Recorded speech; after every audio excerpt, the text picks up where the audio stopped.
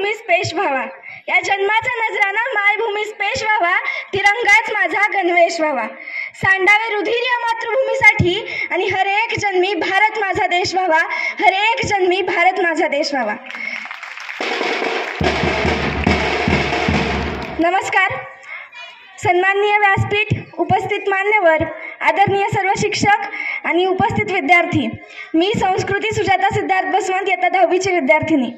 सर्वप्रथम सर्वांना प्रजासत्ताक दिनाच्या मनपूर्वक शुभेच्छा.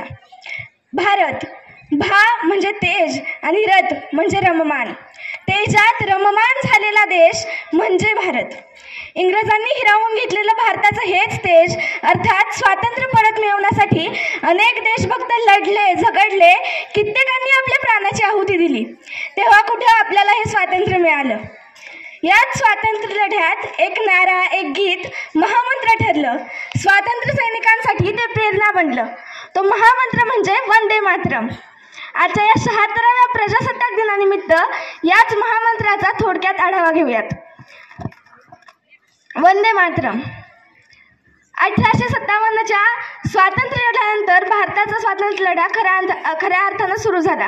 तो काळ होता काँग्रेस स्थापनेपूर्वीचा, जेव्हा भारतीयांमध्ये स्वातंत्र्याची भावना प्रखरतेने जागृत होत होती.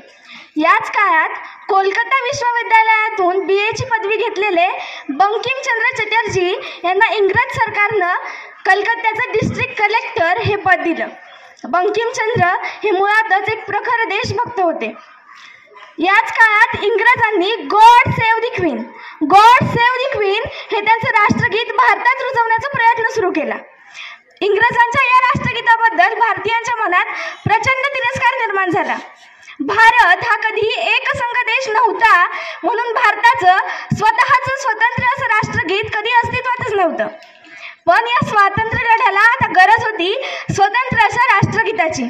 म्हणूनच देशभक्तीनं ओथंबून भरलेलं, भारताचा माता म्हणून उल्लेख करून नमन करणारं, बंगाली संस्कृत भाषेतील 6 कडवी असणारं वंदे मातरम हे गीत 7 सप्टेंबर 1876 रोजी बंकिमचंद्र यांच्या लेखणीतून अवतरलं. बंकिमचंद्र यांनी संन्यासाचे बंड या ऐतिहासिक घटनेवर आधारित आनंदमठ ही कादंबरी 1882 साली प्रकाशित केली आणि याच कादंबरीत वंदे मातरम हे गीत देखील समाविष्ट केलं. कादंबरी अल्पावधीतच लोकप्रिय झाली आणि त्यामुळेच वंदे मातरम या गीताला जनमानसांची लोकपसंती मिळाली. वंदे मातरम. सुजलाम सुफलाम मलयज शीतलाम सस्य श्यामलाम मातरम वंदे मातरम. शुभ्र ज्योत्स्ना पुलकित यामिनीं फूलकुसुमित द्रुमदल शोभिनीं सुहासिनीं सुमधुर भाषिनीं सुखदाम वरदाम मातरम वंदे मातरम. अर्थात हे भारत माते मी तुला प्रणाम करते. पाण्याने परिपूर्ण, फळांनी भरलेली, दक्षिणेच्या वायुलहरींनी श्यामल, शांत, पिकांनी बहरलेल्या समृद्ध अशा भारत मातेला मी नमन करते. 1896 साली गुरुदेव रवींद्रनाथ टागोर यांनी काँग्रेसच्या राष्ट्रीय अधिवेशनात वंदे मातरम हे गीत सर्वप्रथम गायलं आणि सर्वांना देशभक्तीनं भारावून टाकलं. पुढे काँग्रेसच्या प्रत्येक अधिवेशनात हे गीत गायलं जाऊ लागलं. वसाहतवाद्यांनी या गीतावर बंदी घातली.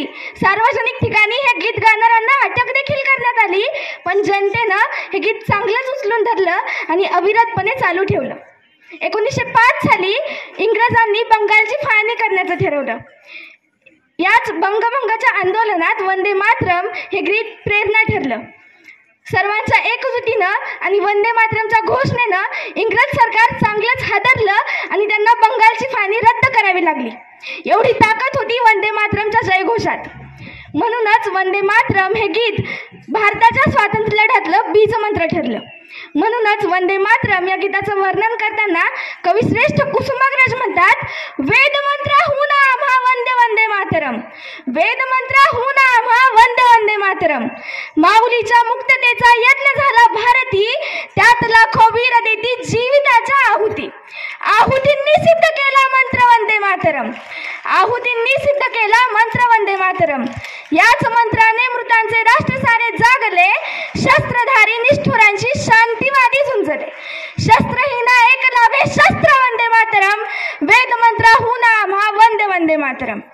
अशा या महान गीताला प्रजासत्ताक दिनाच्या 2 दिवस आधी म्हणजेच 24 जानेवारी 1950 रोजी राष्ट्रीय गीताचा दर्जा देण्यात आला.